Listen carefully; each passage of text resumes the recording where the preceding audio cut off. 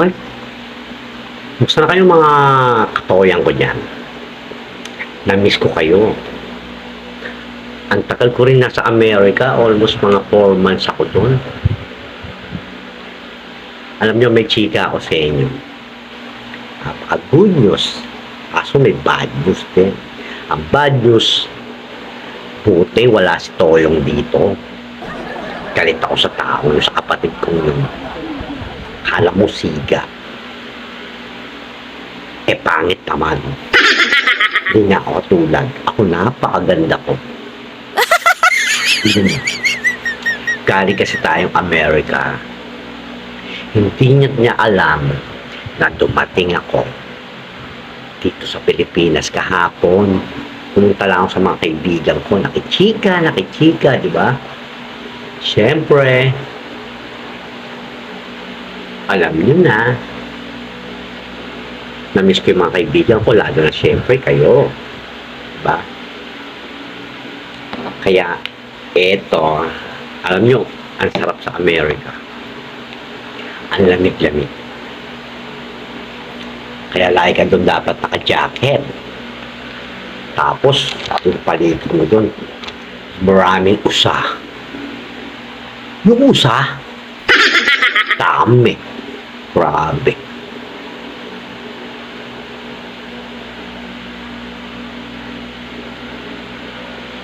Ang dami rin boys doon, kala nyo. Napakarami ng boys. At saka ang babait nila doon. Kung ano yung itsura mo, yun lang ang tingin nila. Hindi nila hinusgahan ng tao doon. Kasi bawat tao doon may mga karapatan. Pag inalipusta mo, kukulong ka ng mga US doon, mga sandalo, mga army, police. Kakasuhan ka ng pwede alarming scandal. Diba? Eh dito sa Pilipinas, pagka ganito tayo, di ba, syempre, lalo't mga pangit, nako, aalipustahin ka rito, lalaitin ka doon, hindi. Ang papait ng mga tao doon. Grabe. Sarap makisama ng mga tao doon. Saka doon, maraming boys, ang popogi.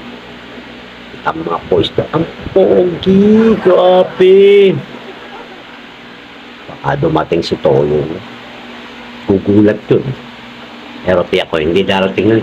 Nagiinom yun, nasa barkada yun si Toyong. Diba? Kaya, hama magkwentuhan muna tayo, ha? Namiss ko kayo. Ito sa Amerika, alam nyo, pwede kang magdala ng food color. Ako yun ang ginagawa ko dun kasi. Mga food color, tapos asukal, vanilla. Ang dami kasi mga yelo doon, nagkalat lang. Grabe. Dinadaanan na ng mga sasakyan mga yelo.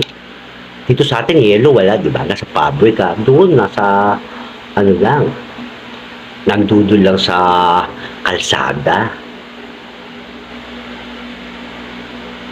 Isa mga, mag-ice cream ako eh. O, kukuha lang ako ng cone. Di ba? Kasi pag-ice coffee ako, tatabo lang ako. Papagpagin ko lang yung dahon ng halaman namin doon. May yelo na kami doon. Ang pinakamahalaga doon, heater. Ha? Ganun talaga. Ganda ba ako? Always naman ang maganda si Toyang, di ba? Ewan ko ba kay Toyo kung bakit nakapangit na tao na. Kasi kaya ako umuwi, November 1. Pupunta kami ng mga nanay ko.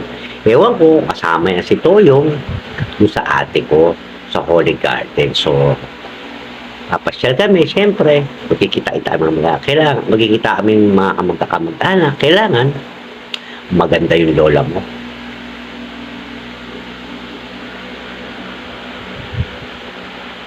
Makikita nila si Toyong ngayon. Napakaganda.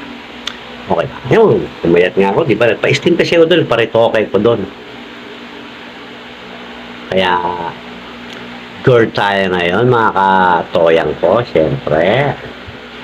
So, paano wait, pigpig ko muna to eh, may narinig kasi kumutor. Baka dumating yung siyan Toyong. Babus, miss mo kayo!